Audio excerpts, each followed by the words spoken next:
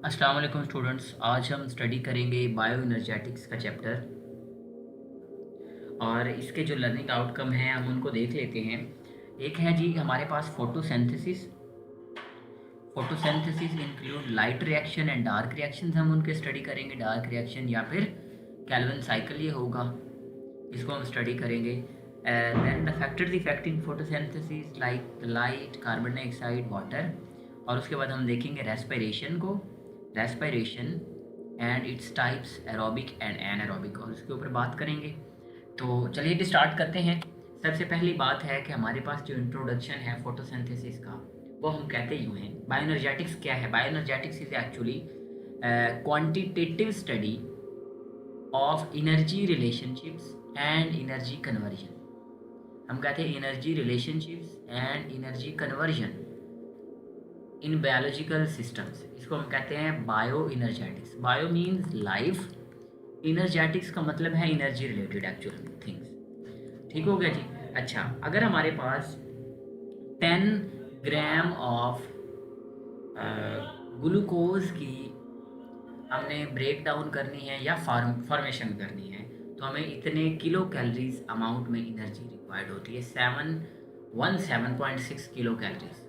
Photosynthesis की equation देख लेते हैं। 6CO2 plus 12H2O plus energy, इससे क्या बनता है? ग्लूकोज एक तो बन जाती है, और इस तरह से एक ऑक्सीजन बन जाती है, और वाटर। देखिए, आप देख सकते हैं यहाँ पे वाटर रिएक्टेंट के अंदर भी मौजूद है और प्रोडक्ट के अंदर भी मौजूद है।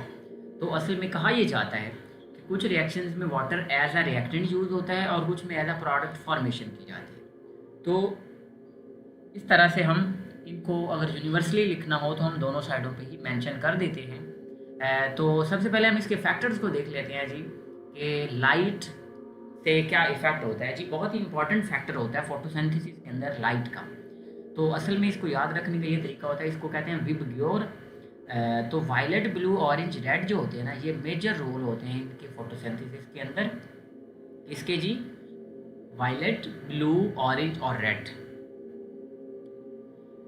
देन हम कहते हैं जी कि हमारे पास कार्बन डाइऑक्साइड आ जाती है, चूँकि इन्वायरमेंट के अंदर हमारे पास जो कार्बन डाइऑक्साइड मौजूद है दैट इज़ 0.03 या 0.04%। और एटमॉस्फेरिक कार्बन डाइऑक्साइड कहाँ से आ रही है? एक्चुअल में एयर से आ रही है। Aquatic comes from the bicarbonates. अगर एक्वेटिक की पूछ लेते हैं वो, तो वो कार्बोनेट्स, सॉल्युबल कार्बोनेट्स और बाइकार्बोनेट से आती है। और वाटर के अगर सोर्स पूछते हैं, तो वाटर हम कहते हैं जी कि बहुत ही ज़रूरी चीज़ है। हम कहते होते हैं कि वाटर के डिफरेंट सोर्सेज हो सकते हैं, वो हम आगे उनको इंशाल्लाह स्टडी करेंगे। लेकिन फ़िलहाल हम ये देखते हैं कि वाटर के बारे में क्या था। हमारे पास एक हाइपोथेसिस दिया था वेन नेल साहब ने। उन्होंने कहा था कि जो हमारे पास पीछे फोटोसिंथेसिस की इक्वेशन है, कि इसके अंदर ये जो ऑक्सीजन के अंदर हम कहते हैं कि ये ऑक्सीजन है, ये कहाँ से आया एक्चुअल में? तो हम कहते हैं कि देखें, पीछे आपके पास कार्बन डाइऑक्साइड भी मौजूद है, उसमें भी ऑक्सीजन का एटम है, मॉलिक्यूल की फॉर्म में है। इसी तरह वाटर के अंदर भी ऑक्सीजन मौजूद है। तो हमने ये सोचा कि ये जो ऑक्सीजन आई है इन्वायरमेंट के अंदर कैमुलेट हुई है या फ्री फॉर्म में आई है, ये कहाँ से आई है? क्या ये कार्बन डाइऑक्साइड से आई है? क्या ये वाटर से आई है? तो इसके लिए 2 एक्सपेरिमेंट किए गए थे। एक में ऐसा किया कि जो कार्बन डाइऑक्साइड के अंदर ऑक्सीजन यूज़ की, वहाँ पे इसका आइसोटोप यूज़ किया गया 18, जो कि हैवी आइसोटोप था। और एक में एक एक्सपेरिमेंट यानी कि 1 के अंदर ये किया गया, और 2 एक्सपेरिमेंट के अंदर क्या किया गया, तो वाटर के अंदर जो ऑक्सीजन यूज़ हुई उसका हैवी आइसोटोप को यूज़ किया गया। तो देखा ये गया कि जिसमें कार्बन डाइऑक्साइड के अंदर, जिस एक्सपेरिमेंट में कार्बन के अंदर हमने ऑक्सीजन, कार्बन डाइऑक्साइड में ऑक्सीजन का हैवी आइसोटोप रखा, उसमें जो ऑक्सीजन फ्री फॉर्म में बनी वो हमारे पास हैवी नहीं थी, वो नॉर्मल थी, ऑक्सीजन 16। और जब हमने वाटर में इसको रखा है, इस एलोटोप को, इस आइसोटोप को, तो हमारे पास जो प्रोडक्ट में बना था ऑक्सीजन फ्री फॉर्म में, उसके अंदर वो मौजूद थी। तो हमने कहा कि चूँकि ये इस फॉर्म में आई है, वाटर से ही आई होगी, तो इस वजह से ये था when nail hypothesis. Oxygen comes in the air from water, not from carbon dioxide in photosynthesis. ठीक है जी। तो oxygen in the environment come from water, not from carbon dioxide, proved by 2 experiments using heavy isotopes of oxygen by when साहब। Photosynthesis के अंदर होता क्या है जी, हम कहते हैं कि फोटोसिंथेसिस को अगर हम डिवाइड करें उसके डिफरेंट स्टेप्स में, तो हम कहते हैं कि लाइट, पहले स्टेप में ऐसा होता है कि लाइट एनर्जी से एटीपी और एनएडीपीएच बनते हैं। ठीक हो गया जी। अच्छा जी, दूसरी बात यह है कि इनसे दूसरे स्टेप में कार्बोहाइड्रेट बनते हैं। तो कार्बोहाइड्रेट एक्चुअल में क्या है, समझ लें कि फूड बन जाता है। तो पहले स्टेप से दूसरे स्टेप के अंदर इसको हम कहते हैं कि ये क्या है जी, इसको हम कहते हैं कि ये light dependent, first step is light dependent reaction, और इसको हम कहते हैं एनर्जी कन्वर्जन। देखिए एनर्जी कन्वर्जन का क्या मतलब है, इसका सिंपली ये मतलब होता है कि लाइट एनर्जी की फॉर्म में थी और यहाँ पे अब एटीपी का मतलब है ये अब बॉन्ड के अंदर स्टोर होगी लाइट, यानी कि एटीपी बन चुका है ना, phosphate bond, high reactive, high energy containing. तो हम कहते हैं कि light energy is change to ATP. तो ये लाइट कन्वर्जन हुई है, ठीक है जी। And the second is the light independent reaction, तो दूसरा है उसको डार्क रिएक्शन, कैल्विन साइकिल भी कहते हैं और C3 पाथवे भी कहते हैं। C3 का मतलब, क्योंकि ये है जो प्रोडक्ट बनी, ये भी MCQ पूछा हुआ है UHS ने, प्रोडक्ट जो बनी है हम कहते हैं वो है हमारे पास G3P, जिसकी वजह से हम कहते हैं कि एक्चुअल में ना 3 कार्बन कंटेनिंग प्रोडक्ट है, तो इसलिए हम कहते हैं कि ये C3 पाथवे है ड्यू टू इट्स प्रोडक्ट। वो डिफरेंट ऑप्शन दे सकता है, due to its reactant, due to anything. तो आपने क्या बताना है, प्रोडक्ट की वजह से ऐसा होता है जी। तो ये एनर्जी कंजर्वेशन फेज़ है। अच्छा जी, अब हम इनके अंदर डिफरेंस देख लेते हैं और फिर हम इनका डायग्रामेटिक भी डिफरेंस देखेंगे। तो सबसे पहले हम देख लेते हैं कि जो पॉइंट्स हैं इसके अंदर, लाइट रिएक्शन के अंदर जो हम कहते हैं कि वाटर इज़ अ रिएक्टेंट, और जो डार्क रिएक्शन उसमें carbon dioxide is a reactant. ठीक है जी। और ये कहाँ पे होता है, चूँकि water is a reactant, light reaction है तो ग्रेना में होगा, क्योंकि ग्रेना के अंदर ही जो थैलाकॉइड्स होती हैं उनके अंदर आपने पढ़ा था कि क्लोरोफिल एम्बेडेड होते हैं, जो कि ग्रीन पिगमेंट होता है और वही लाइट को एब्जॉर्ब करता है, और ये स्ट्रोमा में होते हैं। ये एनर्जी कन्वर्जन फेज है, ये एनर्जी कंजर्वेशन है। लाइट डिपेंडेंट है, लाइट इंडिपेंडेंट है। देन NAD और NADPH और ATP बनते हैं, लेकिन कार्बोहाइड्रेट्स बनते हैं डार्क रिएक्शन के। तो असल में अगर पूछा जाए कि कार्ब्स आर प्रोडक्ट, जो कार्ब्स हैं वो प्रोडक्ट हैं, तो एक्चुअल में आपको अगर फोटोसिंथेसिस का लाइट रिएक्शन भी दिया और डार्क रिएक्शन भी दिया, तो आपने कहना है जी कि डार्क रिएक्शन के प्रोडक्ट हैं कार्बोहाइड्रेट्स। ठीक होगी। जो डायरेक्ट प्रोडक्ट ग्लूकोज नहीं है, ये वाली बात भी आपने याद रखनी है, ग्लूकोज डायरेक्टली नहीं बनती, डायरेक्ट प्रोडक्ट है G3P। इसलिए हम कहते हैं ये, आप अगर हम ट्राईओज की बात करें, जो ट्राईओज था 3 कार्बन कंटेनिंग शुगर, तो ये डायरेक्ट प्रोडक्ट होती जी। तो यहाँ पे देखेंगे आप कि इसके अंदर आपके पास लाइट एनर्जी यूज़ हुई है, ये हमारा फोटो सिस्टम पड़ा हुआ है सारा, इसके अंदर डिफरेंट मॉलिक्यूल्स हैं। तो ये सारे क्या है, फोटो सिस्टम है, और ये P680 है, ये फोटो सिस्टम 2 इसको हम कहते हैं। ये वेवलेंथ, जिस वेवलेंथ को सबसे ज़्यादा एब्जॉर्ब करता है, क्योंकि उसकी वेवलेंथ थी 680 नैनोमीटर, तो इस बेस पे हम कहते हैं कि ये 680 नैनोमीटर है। और ये फोटो सिस्टम 1 है, और ये 700 नैनोमीटर की लाइट को एब्जॉर्ब करके अपनी इलेक्ट्रॉनिक साइट करवाता है, और ये फोटो सिस्टम 1 है। अच्छा, ये था एब्जॉर्बेंस ऑफ लाइट के लिहाज से नाम उसका P680 और P700। और फोटो सिस्टम 1 और फोटो सिस्टम 2 किस बेस के ऊपर है, डिस्कवरी की बेस पे। ये पहले डिस्कवर हो गया और ये बाद में डिस्कवर हुआ था। अब होता कुछ इस तरह से है कि जो लाइट एनर्जी है वो पड़ती है फोटो सिस्टम के ऊपर।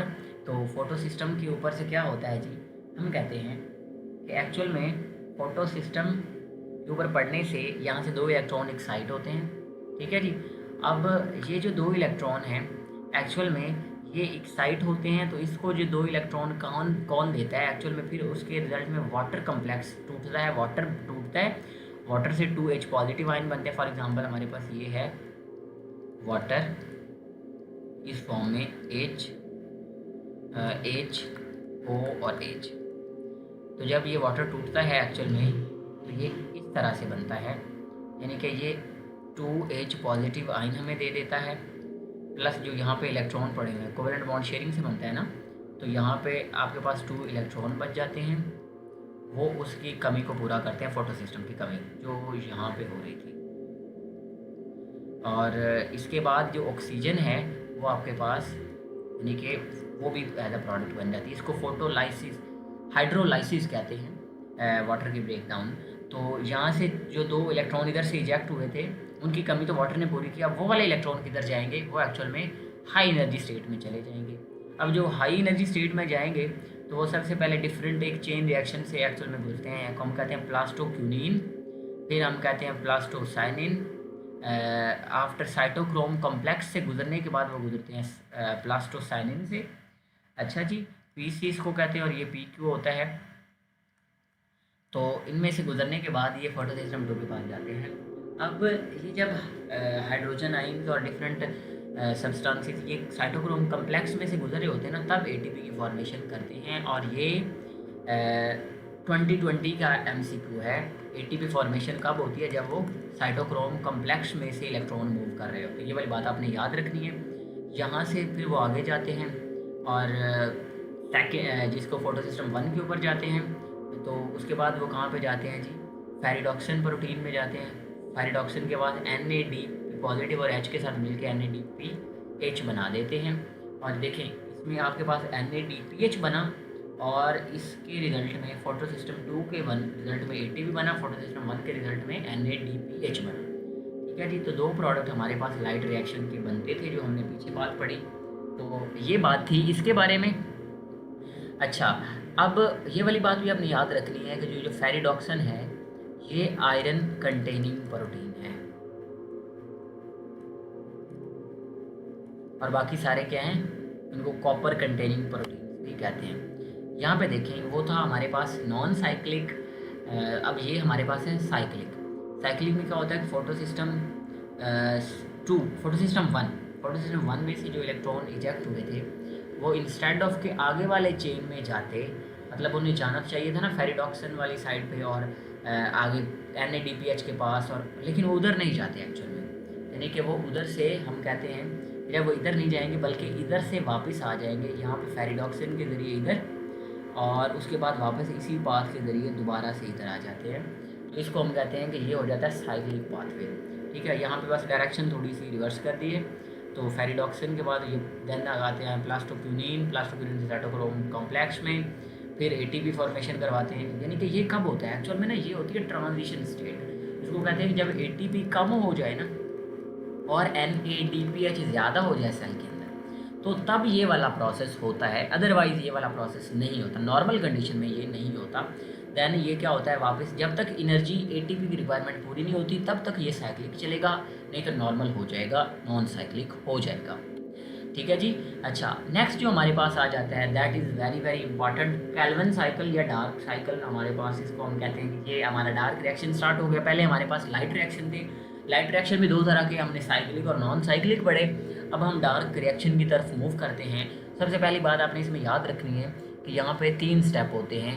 पहले को हम कहते हैं कार्बन डाइऑक्साइड फिक्सेशन, फिर हो जाती है रिडक्शन, और देन आ जाती है regeneration of the starting molecule, यानी कि जो इस मॉलिक्यूल ने स्टार्ट किया था उसकी रीजनरेशन हो जाती है। तो ये जो कार्बन डाइऑक्साइड होती है, हम कहते हैं कि डार्क रिएक्शन का रिएक्टेंट क्या है, कार्बन डाइऑक्साइड। तो carbon dioxide in the presence of Rubisco हम कहते हैं most abundant protein on earth. ठीक है जी। एंजाइम, एक ऐसा एंजाइम है जिसको हम कहते हैं कि अब ये इसके ऊपर जब एक्शन करता है तो उसको ये 3PGA फास्फोग्लिसरिक एसिड या फास्फोग्लिसरेट हम कहते हैं इसको, तो इसकी फॉर्मेशन कर देता है। अच्छा, अब इसके बाद क्या होता है कि अब ये देखें इसके अंदर 3 मॉलिक्यूल है, इसका मतलब ये 3 कार्बन है, तो 3 कार्बन ये, और ये एक्चुअल में मिलता है RUBP। ठीक है जी, राइबोलोज बिसफॉस्फेट के साथ एक्चुअल में ये मिलता है, और राइबोलोज बिसफॉस्फेट के साथ मिलने के बाद ये हमारे पास देखें राइबोलोज बिसफॉस्फेट के अंदर कितने कार्बन है, 1 2 3 4 और 5। ठीक है जी, 5 के साथ अगर ये 3 मॉलिक्यूल मिलते हैं तो ये कितने बन जाते हैं, 8। अब यहाँ पे देखें, यहाँ पे 5 हैं और ये 3 मॉलिक्यूल हैं, एक के अंदर 5 है, 15 और 3 18 हो जाएंगे। अब यहाँ पे देखें, यहाँ पे 6 मॉलिक्यूल बन जाएंगे और हर के अंदर 3 कार्बन हैं, ये भी 18 कार्बन, यानी कि स्टार्टिंग में भी टोटल 18 कार्बन थे और इधर भी आगे 18 कार्बन आपके पास अचीव हो जाते हैं। तो ये हम कहते हैं कि राइबोलोज बिसफॉस्फेट के ऊपर जो एंजाइम ने एक्शन किया, ठीक है, उसको हम कहते हैं कि वो एंजाइम कौन सा है, रुबिस्को है। ठीक है जी। और ये वाला जो रुबिस्को एंजाइम होता है रुबिस्को एंजाइम मैंने आपको बताया अबंडेंट ज़्यादा होता है। अब क्या होता है, ये जो फॉस्फेट है ना, एक्चुअल में हम कहते हैं कि ये फॉस्फेट इनमें से निकाले जाते हैं। तो एक्चुअल में अभी तक इसके अंदर एटीपी को ऐड किया जाता है और फॉस्फेट, यानी कि अभी ये वन सिर्फ है, एक साइड पे ऐड है। अब हम इसको एटीपी ऐड करेंगे तो ये दोनों साइड पे ऐड हो जाएगा, यानी कि हम इसको कहते हैं कि ये इससे क्या होगा कि उसकी फास्फोराइलेशन हो जाएगी। ठीक है, तो ये फास्फोराइलेशन करवाने के काम आता है। एटीपी मॉलिक्यूल इसमें यूज़ होता है, ये वाली बात आपने याद रखनी है। अच्छा, इसके बाद क्या होता है जी, इसको हम कहते हैं कि ये जो ये फॉस्फोग्लिसरेट है, ठीक है, ये चेंज हो गया है, या फॉस्फोग्लिसरिक एसिड है, ये चेंज हो गया है। अब हमारे पास इस स्ट्रक्चर में अब एटीपी यूज़ कर लिए, फॉस्फोराइलेट हो गए, दोनों साइडों में फॉस्फेट आ गए। अब हमने इसके साथ क्या किया, 6Na-DPH को यूज़ किया, तो हमारे पास लाइट रिएक्शन के प्रोडक्ट थे और उस रिजल्ट में 6Na-DP पॉजिटिव और 6Pa इनऑर्गेनिक फॉस्फेट बन गया। और ये जो मॉलिक्यूल है, ये जो 3PGA था और ये G3P बन गया, यानी ये ग्लिसरेट की बजाय अब ये क्या हुआ है, ग्लिसरैल्डिहाइड 3-फॉस्फेट बन जाता है। और देखिए, ये एसिड है, यानी जैसे कार्बोक्सिलिक एसिड आपने पढ़े, तो ये उस तरह कार्बोक्सिलिक एसिड है और उससे एल्डिहाइड का बनना, देखेंगे ग्लिसरैल्डिहाइड 3-फॉस्फेट, तो ये एल्डिहाइड है। अब आपने बताना है कि ये ऑक्सीडेशन है या रिडक्शन। तो देखें जी, यहाँ पे ये रिडक्शन, तो इस पर हम कहते हैं कि यहाँ पे ये रिडक्शन हुई है। अब यहाँ से एक्चुअल में हम करते इस तरह से हैं, ये जो 6 मॉलिक्यूल्स हमारे पास बनते हैं, उसमें से एक को सेपरेट कर लेते हैं, G3P को, और जब एक को सेपरेट किया, इस तरह दूसरा साइकिल चलता है, तो 2 को यूज़ किया और 2 को यूज़ करने के बाद ग्लूकोज मॉलिक्यूल हमारे पास बन जाता है। बाकी जो 5 मॉलिक्यूल होते हैं वो नेक्स्ट साइकिल के अंदर प्रोसीड करते हैं। और आगे क्या होता है जी कि हम इसमें से PiHO को यूज़ किया, अब हम इसमें क्या करेंगे, 3 ATP मज़ीद यूज़ करेंगे इसकी जो फास्फोराइलेशन कराने के लिए। जब 3 ATP यूज़ कर लेंगे, देखिए ये 5 मॉलिक्यूल थे, ठीक है, और हर मॉलिक्यूल के अंदर यानी कि कार्बन थे ये 5 × 3 15 कार्बन, ठीक हो गया जी। अब हमारे पास दोबारा से हमने इसके अंदर ATP यूज़ किए और फॉस्फेट को ऐड करवाया, तो इस तरह से हम कहते हैं कि ये राइबोलोज बिसफॉस्फेट बन गए। यानी कि सिंपल 3 कार्बन है ना, तो पहले एक साइड पे P लगा हुआ था, तो अब यानी कि पहले इसमें क्या था, एक साइड पे P, ऐसे ऐसे 3 कार्बन है, तो एक साइड पे P लगा हुआ था। हम कहते हैं जी कि अब क्या होगा कि दोनों साइडों पे P लगा, यानी कि अब ऐसे है ना, ये सिंपल P लगा था, लेकिन अब क्या हुआ है, अब दोनों साइडों पे P लगा हुआ है। तब हमने ये ATP ने क्या करवाया, ये फॉस्फेट का एडिशन कराया है, तो ये RUBP दोबारा रीजनरेट हो जाता है। तो ये था हमारे पास कैल्विन साइकिल। इसमें आपने देखा कि carbon dioxide as a reactant use हुई, ठीक है, डिफरेंट एंजाइम की मदद से, लाइक रुबिस्को है एंड ATP और NAD। हमने क्या यूज़ किए, देखिए हमारे पास जो प्रोडक्ट थे लाइट रिएक्शन के, उनको भी यहाँ पे एज अ रिएक्टेंट यूज़ किया और अल्टीमेटली हमारा टारगेट क्या अचीव हुआ, G3P मॉलिक्यूल। यानी कि एक दफ़ा कैल्विन साइकिल होगा तो ग्लूकोज की फॉर्मेशन नहीं होगी, G3P की फॉर्मेशन होगी, ट्राइओज की फॉर्मेशन होगी, तो 2 दफ़ा ये साइकिल चलेगा और जिससे ग्लूकोज की फॉर्मेशन हो जाएगी। तो रेस्पिरेशन नेक्स्ट लेक्चर में स्टार्ट करते हैं। ओके जी, अल्लाह हाफिज़।